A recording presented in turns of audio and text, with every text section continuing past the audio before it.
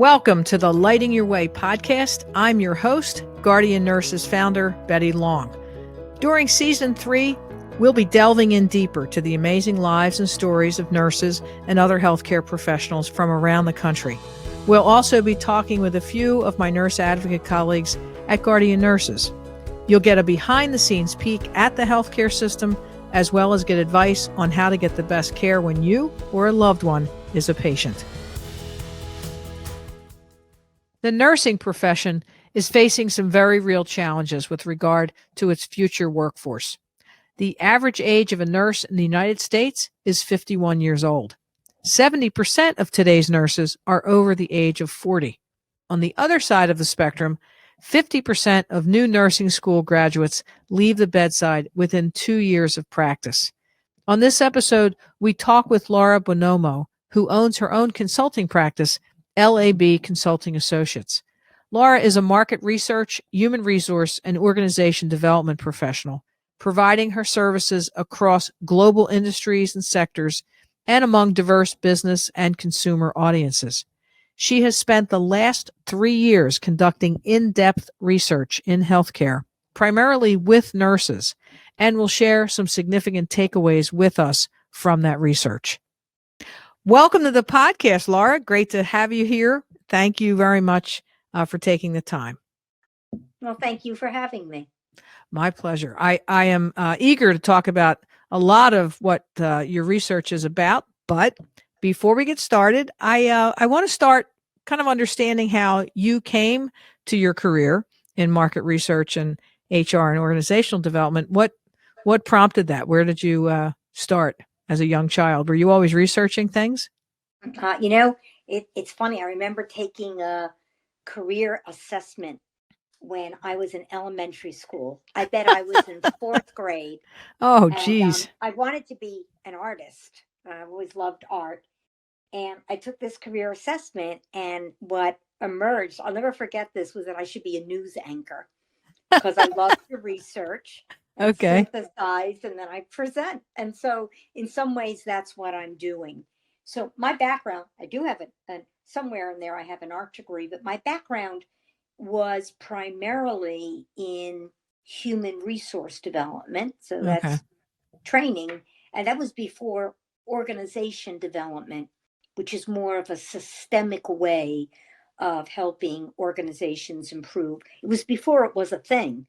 So I started out in human resource development, and then that segued into organization development, which was a fascinating field. It's very relevant to the research we're going to discuss, Betty, because human resource development is a good thing, important thing, training, education. I can't say enough about how important that is for all of us. But it's still fixing us, right? It's still saying, I'm going to give you the skills, I'm going to give you the knowledge, and you can do better. Organization development is saying, what does our organization as a system, as a culture, what's said, what is not said, and how it really drives behavior. So, so it's very interesting because over time I moved into market research, and it was organic. Yeah, right? I was doing employee satisfaction work. I was doing exit interviews. I was doing process improvement focus groups. And then I did that for my company, and then I ended up doing it for the company's clients, and I really fell in love with it. So now what I do is I do qualitative and quantitative research, and I try really, really hard to take data, well, whether it's qual or quant, and then convert that into insights and implications and actions, and try to take a systems approach on how to use the research findings to improve the performance and productivity and the health of an organization. Oh. And over your career, which has been successful, and now, as I joked in the last 3 years, you found yourself smack dab in the middle of healthcare at a particularly turbulent time and primarily working with nurses, right? So talk about jumping from the frying pan into the fire. Well, So uh, how did that journey unfold? so I'm a consultant, and I have a wonderful client who is a financial services organization, and their largest customer base is in healthcare and education. So we started doing work about 3.5 years ago on profession based research, just to understand how the experience of education and onboarding into a profession and the experience of a particular profession influences how people look at their future and save for their future. Okay. So this is so serendipitous. I'm not even sure if that's the right word, but 3 years ago, I was working with educators. I was doing in-depth research with physicians and nurses, and I had no idea that I was establishing a pre-pandemic baseline. Right. Who knew? Right. So I did that work. Going to help me with my years. I started working with nurses.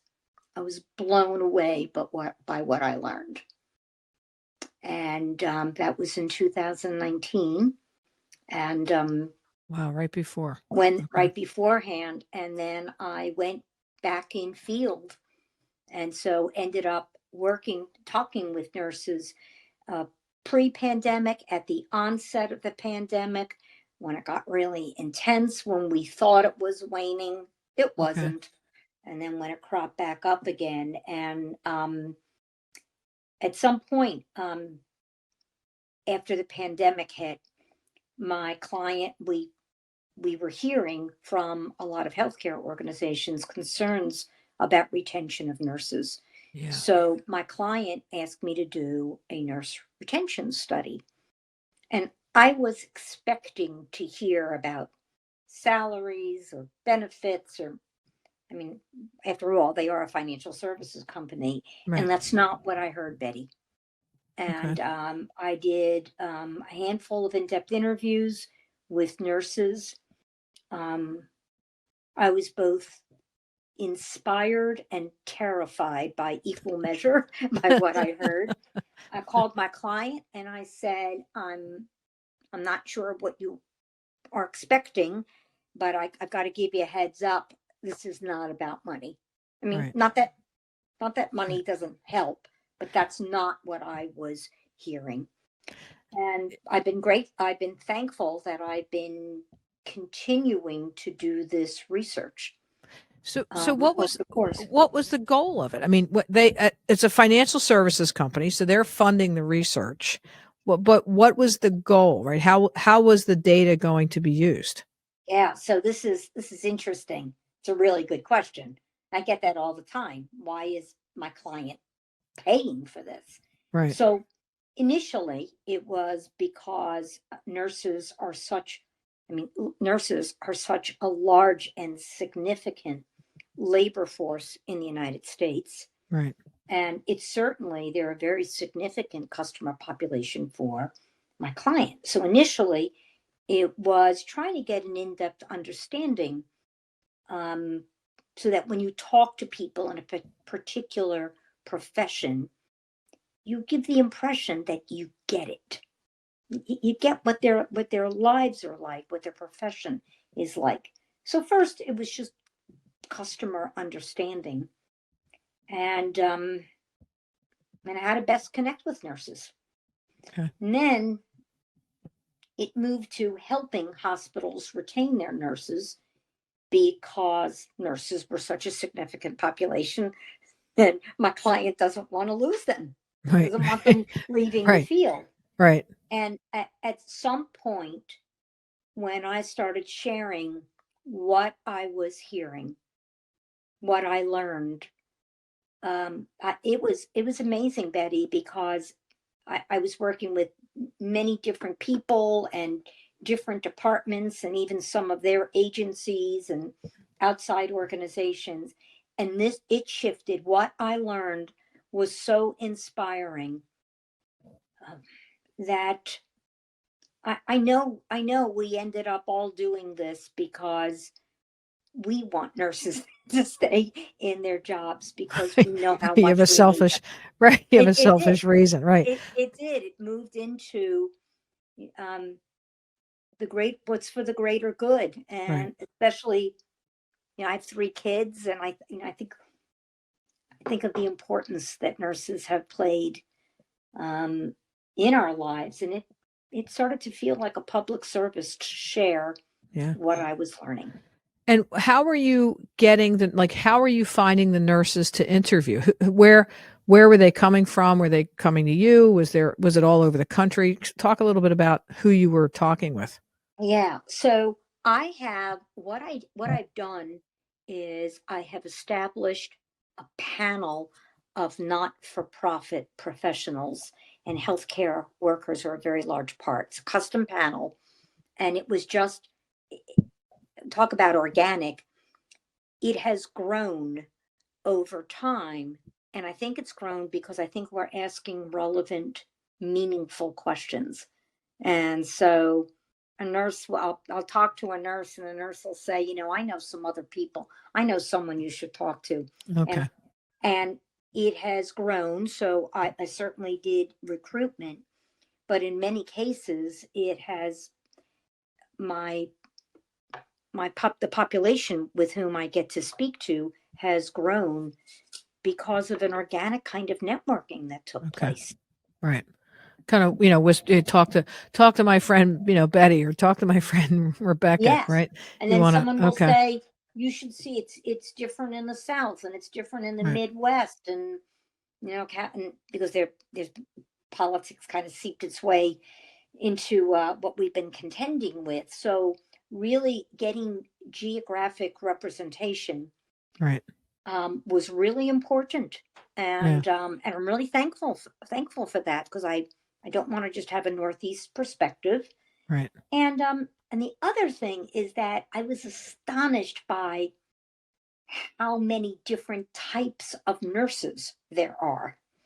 So it also What do you seems mean? like, What do you well, mean? it's just, I remember I did a slide for types of nurses. Uh-huh. You could be psychological, you could be in geriatrics, you could be in pediatrics, med surge, emergency room, intensive care, step up Right. units. It was so I was amazed by the different types of nursing Uh-huh. jobs that are available. Okay. And I'm moving into my research now. I hope that's okay. I was also, another astonishing thing, this is before the pandemic and retention became such an issue, was the roles that nurses play, Yeah. from the most necessary but menial tasks Mm. to the most sophisticated, complicated medical procedures and tools. And I, I think that it's hard for people to wrap their heads around the enormous continuum Yeah. and how much responsibility they have. And I want to quote someone. The director of the ANA said that a nurse's job is so complex it could bring down an airplane. without the computer hard drive. Yeah, It's a they could human. do it. They could get Right. that airplane down. Well, and I think, Laura, that's the truth. When we talk with our nurses, when we talk with friends, and I remember doing a story about one of our nurses, and I think her father listened to the podcast, and he said to her, "I had no idea what you did." Right? Like Right. even the nurse's family, because I don't think most folks talk when they go home. They don't talk about their jobs. Sometimes, Mm-hmm. depending on Mm-hmm. the unit or depending on the day, they've had a bad day. They don't want to bring it up. Um, yeah, I'm not surprised that you, as a layperson, would like be astonished, right? That there's so many levels and such breadth to the whole role of the That's nurse. right. Yeah. Right. Right. And clearly, what we all know, we all are hearing, I think, at least before the pandemic, how nursing is facing some challenges. We are aging. 70% of today's nurses are over the age of 40, and on the other side of the world, 50% of new nursing school graduates leave the bedside within 2 years of practice. So Yeah. I I still think that's heartbreaking to me. Can you share with our listeners some of your high level learnings through the Yes. research? And just, yes, I'd be happy to. Thank you. But I just want to say that at this moment, 51 is the average age of nurses. Wow. And, and 20%, this is last year's figures, 20% um, working nurses are 65 years of age or older. And, and That's impressive. yeah, 65 it or is. over? Yeah. Wow. I mean, there's a lot of, and I understand in a way I didn't understand before that the physical labor that a nurse has to undergo Mm. too. So Well, and and that not to interrupt, but that's the point I think that is well taken, that while the average age might be 51, it's not the average age on a med surge floor, because that's that is right. a young nurse's domain, right? Because it's hard work. That's And yeah. that's why there's young nurses, and it's kind of like the minor leagues, right? Get into the med Yeah, surge floor. it's how you earn your stripes. Right. Right. Yeah. And what so yeah, so and Betty, part of what fueled the funding of this research, because I'm really going into, I could be entering my fourth year of doing this, is that the projected deficit of nurses um, by 2030 is nearing 1 million nurses. Wow. Is that current, like after the pandemic or during the Well, let pandemic? me tell you, Because let me give you the exact number. And this okay. number is from it's from the Registered Nurse Report Card and Shortage Forecast. This is in 2019, Betty. And it was the projected deficit was 918,232 nurses. Wow. And I am very Jeez. comfortable saying that what has what has transpired over 2020, 2021, and into 2022, I project over 1 million nurses. Right. And And and and that's being felt across the healthcare system, not just in inpatient units, right? And we've certainly heard about that, certainly through the pandemic, through the ups and downs of the Omicron and Delta, is that they had to close beds because there was not enough staff, right? Staff were getting sick, they couldn't report to work, and that that's right. just exacerbated all the other shortages that were there, right? So the nursing shortage has been around Absolutely. pre-pandemic. Yeah. That's right. Right. That's right. And so I think what one of the high level learnings is, not surprisingly, that all the historical challenges of being a nurse and those challenges associated with the nursing field Yeah. and the projected labor shortage, everything was magnified Yeah. to an exponential degree by the pandemic. Right. And you know how people say things like, in the darkest of times, that's when you turn on a light, the light shines the brightest.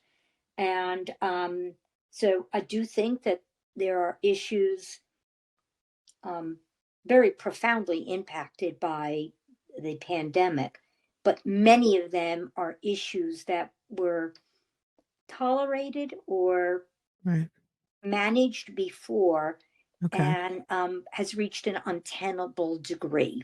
So, like what? Tell me, based on your research, tell me what you're hearing. Well, if I have to, I'm going to put it into three categories and then I'll dig in. So I'd say the number one issue is the ability to deliver quality patient care, to work Mm. in an environment, and whether it's team members or resources or tools or um, staffing patient ratios. It's I'm hearing something that I have not heard before on how difficult it is to deliver that degree of care. Hmm. And Betty, you've heard me say this, that I've heard this so many times. Nursing is a calling. Yeah. I I love my job so much. I am so grateful for what I do. But at the end of when my time is up on the planet, I'm not going to say, "Here lies Laura, a market researcher." It's not how I define myself. But you know what? A nurse, a nurse does, Yeah. and it is, and it's a powerful calling and identity. So to not be able to fulfill Mm. that calling, um, there are some terms that I learned in the course of doing this research. So we've been talking about nurse burnout for decades, right? Yeah. And then a new term emerged, compassion fatigue. And Uh, I think that kind of emerged at the beginning. But I was corrected. So I've been talking about burnout and compassion fatigue, and a number of healthcare professionals called me out in the most polite way possible and said, "We take issue with that." hmm. And I know you understand that, because there's something about blaming burnout and Right. compassion fatigue, saying the problem, if we say the problem Right. is burnout and compassion fatigue, we Right. go back to that analogy I drew about training and human resource development. I'm still saying, if only you were a little what? Yep. Tougher, if you had more endurance, if you had a better, it still Right. seems like, in a way, like we're blaming the individual. Correct. You don't So have right. Correct. You don't have enough. You don't have enough compassion. you don't Right. have the grit, And you don't you have don't have the enough of the grit. compassion, Yeah. right? Yeah. You can't So do it. the term, and I've heard this by equal measure from physicians and nurses, is that what they have experienced is moral distress, moral injury. And that's a term that was coined by the Veterans Administration Mm. during the Vietnam War. Okay. And that's would our military would return home, and they had a form of chronic post traumatic stress. Okay. And when we dug into it, we found that occurs when there is a mismatch on what you're called to do, Uh, and the um, ability to do that. So okay. when what you're called to do is in conflict with what's actually taking place. Got it. Okay. That makes So sense, right? Because even when you look around the news reports and all the, the TV in March of 2020, April 2020, there was a lot of attention being given to the heroes, right, of healthcare. And now a year later or 2 years later, everybody's angry and, they have to wear masks and they have to, right? It's this total disconnect. yes, and not only that, right? I hear that a lot. Like, what happened to banging pots and pans at 7 p.m.? Um, yeah, how soon we forget. Yeah, so there's this disconnect between their calling Okay. and what the environment can provide to allow them to do their jobs. And there's a disconnect also, because what healthcare and science have implored us to do during this pandemic. And that's very difficult, to walk out of a hospital and then Yes. see what they experienced, Yes. what they view, what they coined as needless suffering and death. And nurses really care. Like, it is very painful for them to see patients dying alone. And it's been and the whole misinformation. I know someone I interviewed said, Laura, you have a leak, you call the plumber tells you what you do, you listen to the plumber. And I think it's been very difficult to not be listening to Right. what our direct care healthcare practitioners. So big disconnect. And there's been so many changes and protocols. I mean, the amount of pivoting that had to go on. I've heard of nurses showing up for a shift during the pandemic, and they changed the locks and didn't tell them, or like Oh, from the geez. mundane to the really difficult Oh, experience. And we all know in the beginning what it was like to not have adequate PPE. yep. So it was. I just remember hearing many stories, and what a privilege for me, because I have had a front row seat for the last 3 years, but I'm not in the arena. I talk to people who are in the arena. So that's the whole thing around quality patient care is one. Okay. And I then what else came up? So two other big areas. The second is, in the broadest of terms, a safe and secure and supportive work environment. So this is not only having the right PPE, the right tools, the right equipment. Um, it has to do with managing these work shifts and all the concerns that nurses and direct care providers have in potentially bringing the virus home. Right. And we know so many nurses are primary caregivers, primary breadwinners, maybe sole breadwinners.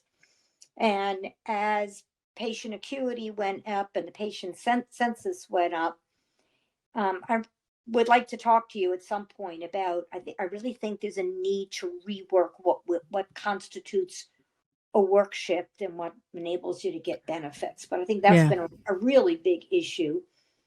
I have I've heard. actually heard a couple of my chief nursing officer friends have talked about that too, right? So it's always been the traditional 12 hours because everybody likes that. They get 3 12s, or, nobody wants to work 5 days a week if they can help it, right? But there's other shifts that could be done, and, 4, 6, whatever, right? Be flexible, make it happen, Yes, allow the that's nurses right. to cover the unit.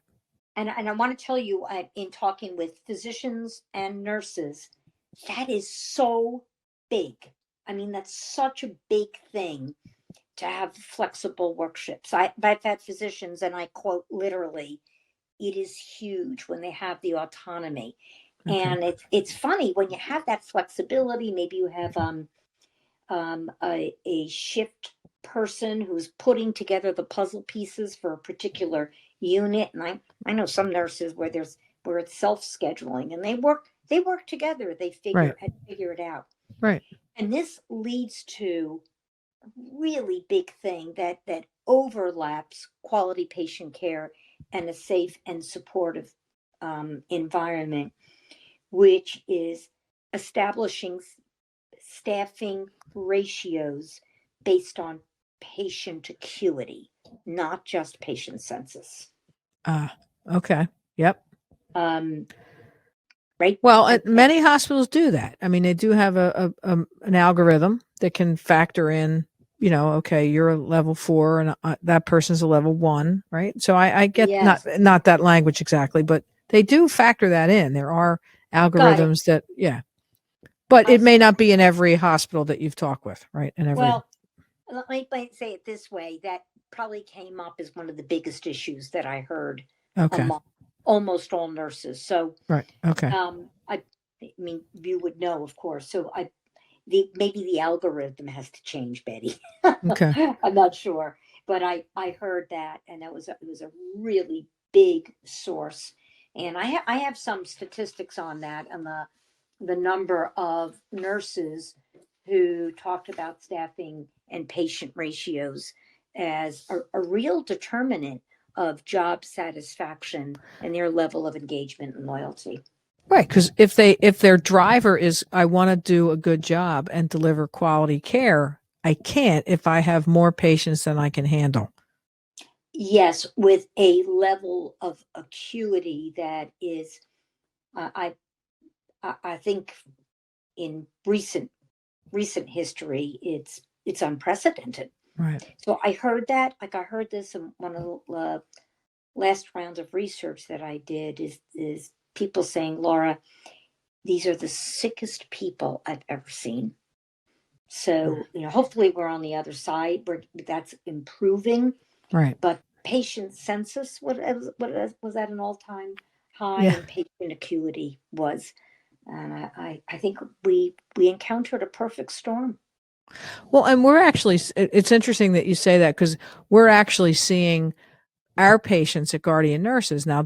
Oftentimes they're hospitalized, but oftentimes they're not. But they are sicker, and whether it's the delay in getting care and accessing care because of the pandemic, or they had COVID and they came out and they're still sicker. But we've actually experienced that, and we're an outpatient setting, right? Essentially, but Yeah. I think patients are sicker all over, and I think So, that's Betty, contributing. that really syncs up with what I'm hearing, Right, that originally they were so sick because of the impact of COVID-19. And with fewer people having to be in the hospital for COVID-19, but people who have delayed health care, or just, I think, generally speaking, people who end up in the hospital are sicker than they were decades back. right. So, yeah, I don't think this is going away for nurses. Even I pray COVID-19 is waning, but I still think we have other healthcare demands that are going to be a byproduct Yes, of delaying care and for testing. sure. Absolutely. Yep. Betty, I wanted to bring up just if, and I'll move along, but I wanted to bring up something else that I know.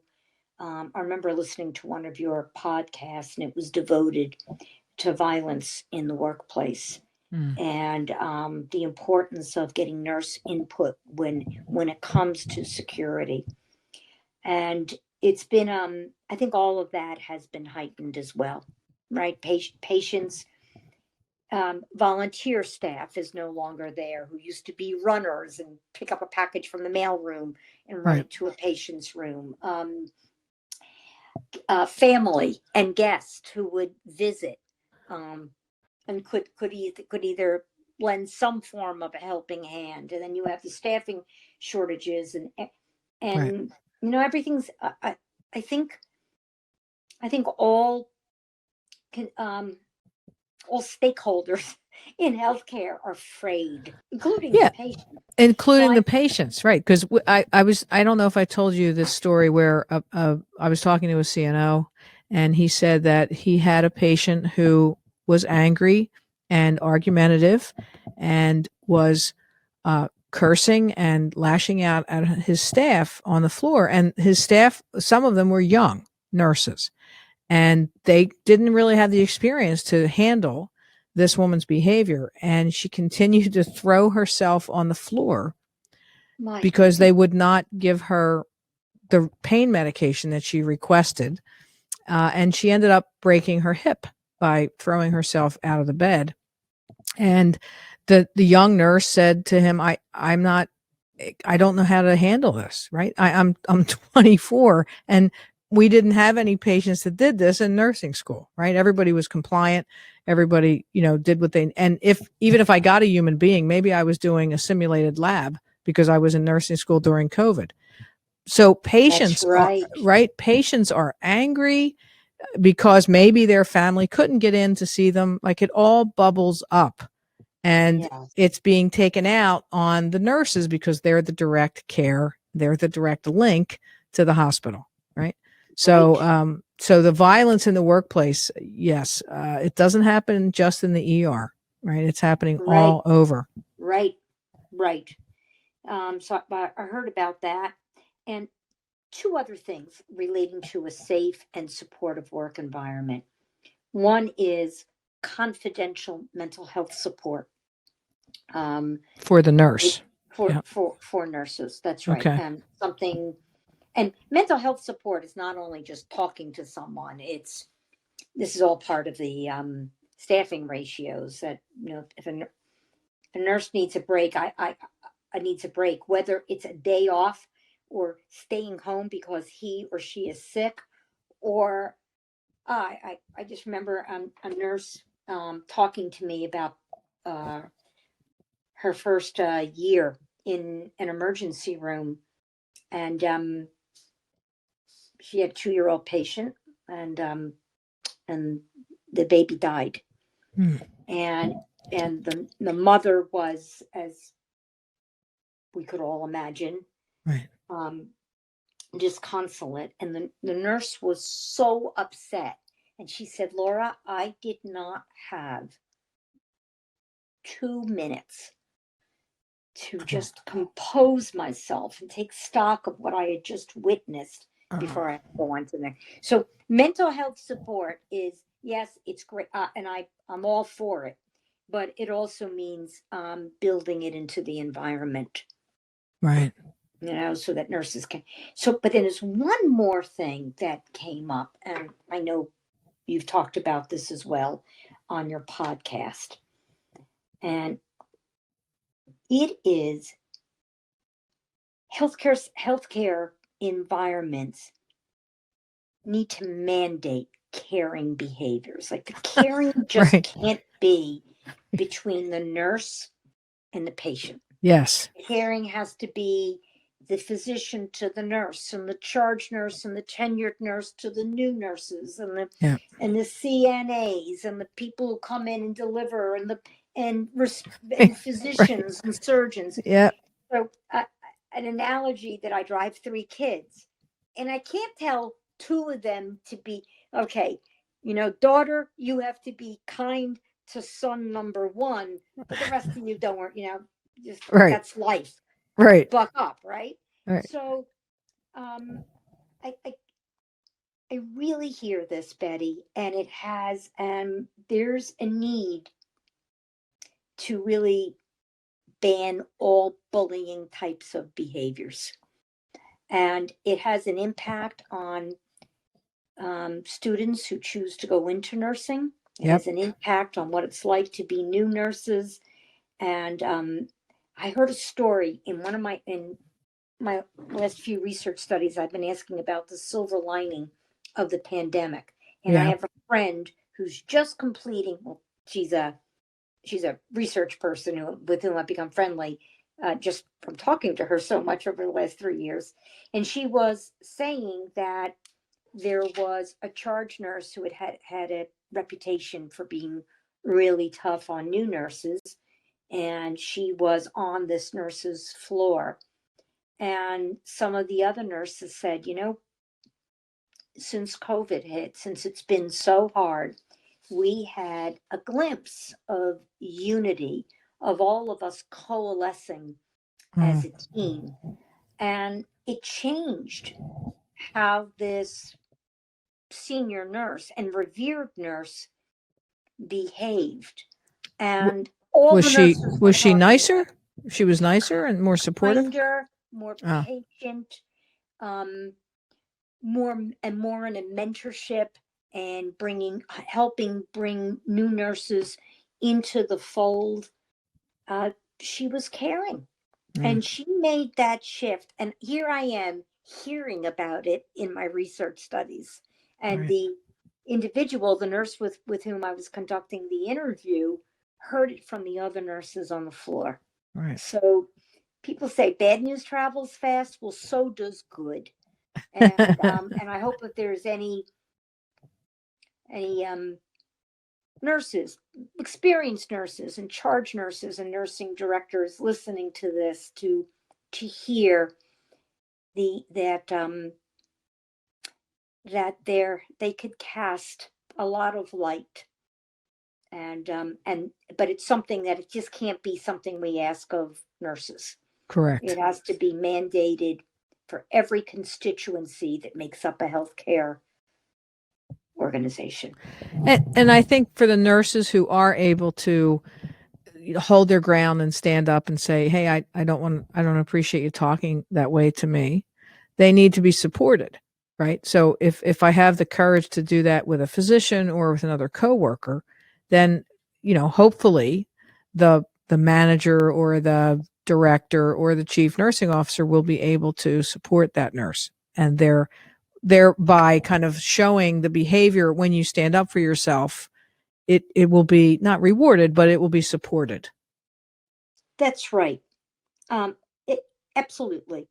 And so it kind of leads me to my third area, Okay. which is giving nurses a sense of future. So circumstances have ventured into the untenable for nurses. Right. And I'm just going to, just what you said. One of the things I've seen orientation dwindle from months to weeks to Right. days to Right. hours. And the organizations that because I interviewed organizations that have really terrible, alarming attrition, and those that are doing okay. And one of the things about the organizations hanging on to their nurses is strong, sustained mentorship Okay. programs. Now, Okay. and they also mandating that whole thing about building a caring organization. Yeah. Like there is no way anyone can be unkind because you do not want to do this in this place, Okay. because they will swiftly deal with it because they know what an issue it is. So they have built caring. When they have team huddles, Yeah. they talk about not only providing care to the patient, but care to each other. It's actually factored into their team huddles. It Isn't that is on the performance review. it's hard to believe, right? When I hear you say that, I think, God, like we're a healthcare organization. Why wouldn't we care about each other? It's mind boggling to me, right? Yeah. Okay. All right. So we're building it Yeah, into the culture. Okay. yeah, that's exactly right. And that's another, maybe if you'll invite me back, we can talk about why that might be a big issue with healthcare work, with people in care who are giving so much of themselves. That's an interesting topic unto itself. Okay. So these mentorship programs, the ones that I've heard that have worked are, a CNO meets with every new nurse, and not just once, but at different interim periods during the first 6 weeks, and then there's a support system for the first 6 months. And new nurses are asked about their experience, and their feedback includes how easy it was to acculturate, to feel comfort, to be able to speak, and there is never retribution for Okay. speaking up. Okay. So really, I mean, this is just, I want you to think about this what you said, like we should be caring about each other. We should be Yeah. mentoring new people. We should be helping Right. nurses. Like, what if Right. career pathing, Right. um, these organizations that are hanging on to nurses have career pathing that helps nurses. They What a nurse would ordinarily leave the hospital to obtain. Yeah. Some organizations say, okay, you want to get in a family practice? Well, we have something that's similar to this. Okay. Um, and also that sense of future, Betty, is, so it's mentorship, it's career pathing. And I know you've talked about what I'm about to say, which is getting nurses, many nurses, in visible, high level, C-level positions, and in the boardroom, and and managing by wandering around. Right, Amen. we've got to bridge. I'm really hearing generational rifts among Okay. nursing staff. I'm Okay. hearing about healthcare, the people on the ground versus administrators. I Right. am there's there we're not building the bridges in healthcare that we need, and Right. never have our ground people on the ground needed needed that kind of support.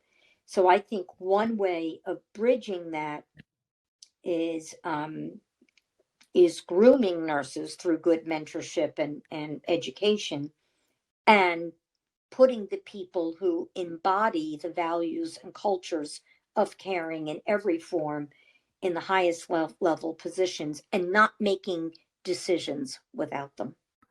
Yeah, and back to your point, which was I think my point, but hurt somebody else's point, was that nurses as in the boardroom have to be heard. They have to be put at the table. I forget the quote. If you're not at the table, you're on the menu, or your meat on the menu, something like that. If you're not at the That's right. table, your meat on the menu. That's a good one. So Laura, based on what you've learned through your research, let me ask you, how has this changed you as a healthcare consumer? How will you, what steps would you take if you had to have a loved one or yourself go to the hospital or interact with a healthcare system based on what you've learned? That's a it's a profound question for me, because while I was in the midst of this research and during the worst of COVID, um, my mother fell and ended up in the hospital for 3 weeks. She had to have brain Oh, surgery. It didn't. I'm her healthcare proxy, and she ended up in hospice. oh, And as her I'm healthcare sorry. proxy, I saw. Well, thank you, thank you I'm for sorry. that. And I have to tell you, Betty, that what I learned from the nurses really altered the way I interfaced with, when I would call and no one could answer the phone, or when I would hear someone answer the phone and I could tell they were out of breath. And Right. um, I actually my mom was moved to 6 different floors, and I knew why. I knew it was because they were running out of beds. And I felt a compassion and understanding that I wouldn't have Oh, had I not done this research. sure. And Right. on every floor, I would say to the nurse giving my mom care, I would say, I need to check in and know what's going on, because my mom couldn't speak, or she actually lost all mobility and expression. So, and sometimes I would set my alarm at midnight and I would call, and the nurse would be waiting for my call. And my the compassion I felt for them, Right. they gave back to me, and they gave to my mom. Under I knew what nurses were experiencing defied description. I knew it, and it really changed. And it changes every time I go to a doctor's office, or whatever the case may be. Right. And it's one of the reasons why I hope we can get this to the general public. Right. Because I think, to your point, if you have empathy for what they're going through, right? They want to do a good job. They want to take care of your mom, but they have they got 20 other patients that they're trying to care for. But Absolutely. kudos to you for not calling angry, right? But Uh, understanding what they were going through. I'm sure that made a big difference to them, well, to you. and kudos to the many nurses across the United States um, who helped me understand. Right. And now I'm going to healthcare conferences, and I'm talking to healthcare administrators. And Betty, I'll talk to anyone who will listen, and I'll talk to people even if they don't want to listen, to share, because I want them to know what I learned. And I see an opportunity here, because what the nurses are asking for are good, healthy organizational practices. Right. I mean, Right. just think everything we just said. It's Yeah. even outside of COVID, it's the right thing to do. Yep. And I remember, I think there is an opportunity for transformation in healthcare that's sorely needed and coming to light during these very tough times. From your lips to God's ears. I just please, Yeah. that would be great. So I usually, occasionally do ask if you could have a magic wand and wave it and make one thing different in the Oh, healthcare system. Well, only one thing. only one. It's only one. Only good for one wand. It's all Oh, it's tough. Well, I right. know what it is. What? It is building a caring organization. because so much falls under those auspices. So Okay. I'm sort of cheating here because just about everything I just discussed falls into um, building the language and the behaviors of caring within healthcare organizations. And I mean, I think that as our patient base is culturally diverse, I hope that we draw more people into the profession who represent the wonderful diversity Right. that we have in the United States, and I hope that that all different types of nurses can feel safe and supported and appreciated for the immeasurable value they bring to us. Well, Laura, that is a wonderful wish, and thank you. With your research, perhaps more will listen. So continue to do what you do, so that we can prove, unsubstantiated, that there is a value to nursing, and that it would enhance any organization to be a more caring Yeah. organization. So thank you. Thanks for your And research, and thanks for understanding what we do. Really. yeah, it's it's been a privilege and an honor to learn that. Thank you for joining us. My pleasure, and thank you so much for having me, and I hope you'll have me back sometime. I hope so too. Thank you for wanting to come back. All right. Take care. All right. Thank you, Betty, and best to all. If you have any questions that you would like us to address in a future episode, please email us at podcast@guardiannurses.com. That email again is podcast@guardiannurses.com. We would love to hear from you. Thank you for joining us this week. You can find the Lighting Your Way podcast on Apple Podcasts, Google, YouTube, Spotify, and Stitcher. If you liked what you heard, tell a friend and leave us a review. You can learn all about Guardian Nurses Healthcare Advocates on our website, guardiannurses.com. So until next time, find some joy in your life, pet all the good doggies and kitties, and remember to tell your people that you love them. Take care.